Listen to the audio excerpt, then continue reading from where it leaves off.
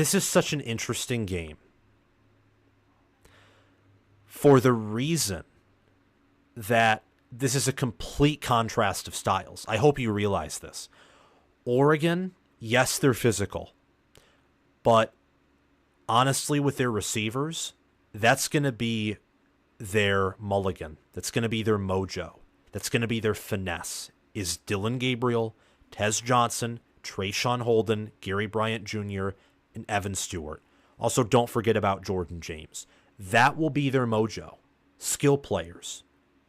Just straight up skill players. And if you want to factor in the defensive backfield, think of Jabbar Muhammad, who's going to be their best player on defense. That's Oregon's mojo. Same with being aggressive, wanting big plays, and being full of energy. Now, Michigan shares some things in common with Oregon. Michigan wants to be aggressive. They're full of energy.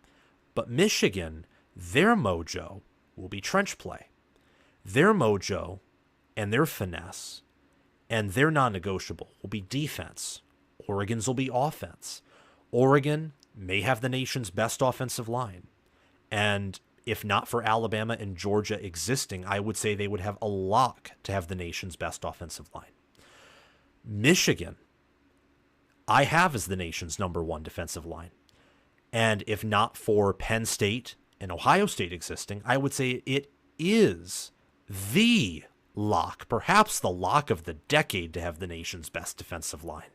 Last year's, it was the nation's best.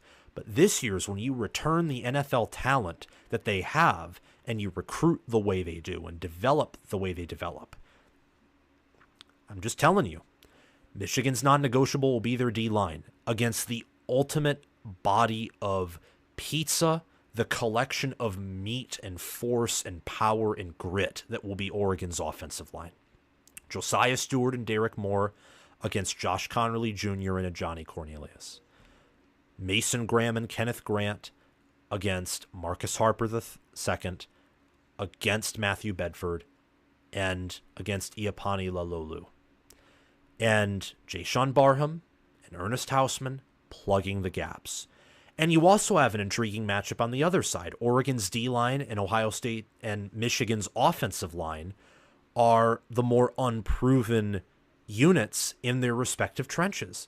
Michigan has no starters returning from last year, unless you count Miles Hinton. And Oregon's D-line last year got blown up by Washington's offensive line. And I mean blown up. Washington averaging over 4 yards per carry on the ground on anyone last year is impressive. And Dylan Johnson was a good running back, not great, not elite, but Washington was also much stronger at tackle than center than guard. And yet they still ran for a little over 4 yards per carry on average against Oregon. That's factoring in even the sacks that Oregon got, the minimal amount of sacks too. Oregon very much struggled to get pressure on that offensive line. And while Michigan's offensive line won't be as good as Washington's was last season, because I don't think they have multiple NFL picks on this offensive line, but maybe they do, at least high-level NFL picks, Miles Hinton could be a first-rounder if everything goes his way. Greg Crippen is a good and proven player. Giovanni El-Hadi and Josh Preby are good guards. Andrew Gentry is the biggest question, but he was recruited highly out of high school, and he's been developed at Michigan for a while now.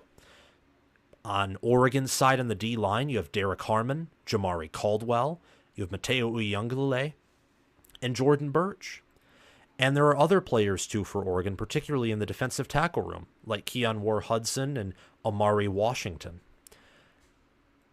You got to love this matchup because it's all about physicality, but there's also an element of finesse.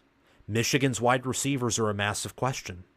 Same with Oregon's secondary, though I think Michigan's receivers are more questionable than Oregon's DBs. And then you got Michigan's secondary, one of the best in the country, matching up against one of the best wide receiver units and one of the best passing offenses factoring in quarterback in the country. It's incredible. Incredible. Truly, it is a matchup where you look at everything and things just start canceling. It's like a bunch of algebra or a bunch of math, and you look closely at the numbers, at the equation, and you see all these opportunities to cancel out all the different numbers. That's what this matchup's like, with just Michigan being at home, and consequentially, I think Michigan's home field advantage with the stadium they have, it's the same with most stadiums, any stadium that's at Michigan's capacity. Their home field advantage, I think, is closer in value to a touchdown plus the extra point than just 3 points in the field goal. So the question here, in my mind, with Michigan and Oregon canceling out each other on the offensive line and the defensive line, I think Michigan's D-line will be far superior to Oregon's D-line. I think Oregon's O-line will just be superior to Michigan. So I think Michigan has a slight trench advantage, but not enough to where it just neuters Oregon. That won't happen. Oregon will not be put to sleep by Michigan. That won't happen. They have too good of an offense.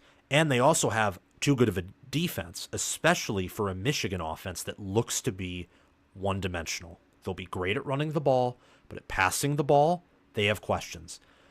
The thing here that I think determines this game is simply, is Dan Lanning in Oregon, or are Dan Lanning in Oregon 7 points better than Michigan on a neutral field? Are they?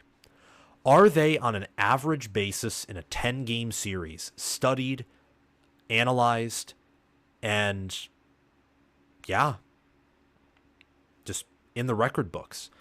In a 10-game series, would Oregon on average be anywhere from 7 to 10 points better than Michigan on a neutral field?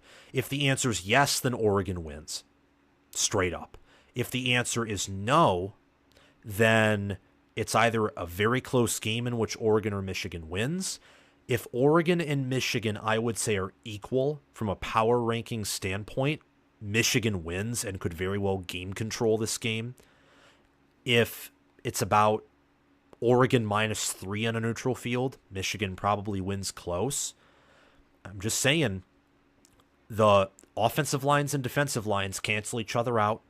The secondaries and receivers neuter each other. At tight end, that's a matchup that goes in Michigan's advantage big time, because Michigan and Oregon will have similar linebacker rooms. I personally believe Michigan's will be better, but for the sake of argument, let's say they're similar, or even that Oregon's better. Colston Loveland's a far better tight end. Far better than Terrence Ferguson. And Michigan easily has the depth that Oregon does in the tight end room. Quarterback is Oregon's biggest advantage. They have some mobility with Dylan Gabriel. He has underrated legs for sure, and he's very accurate. So there are a few matchup advantages that can go either team's way and maybe break the game. But I think a game like this is mostly going to be about who just plays the better brand. I don't think there's no obvious hole that either team is built to exploit in the other. So therefore it will just be who's the better team plus giving Michigan neutral field. So again, is Oregon 7 to 10 points better than Michigan on a neutral field?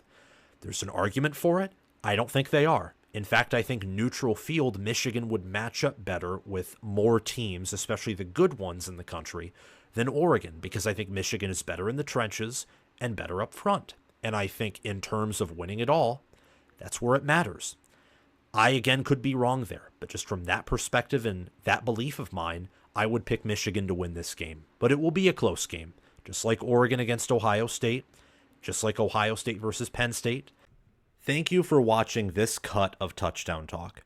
Remember to like the video to help this channel get into the algorithm and grow as we approach the 2024 season. And also subscribe to the channel and click the notification bell so that you can participate in our giveaway at 20,000 subscribers. Help us to grow, join this awesome community, and also be notified when we release new content here on College Football with Sam. I would like to thank my Patreon members for sponsoring this video and channel. A shout out to Crash2488 and Brasco Rascal for being $25 a month Heisman members.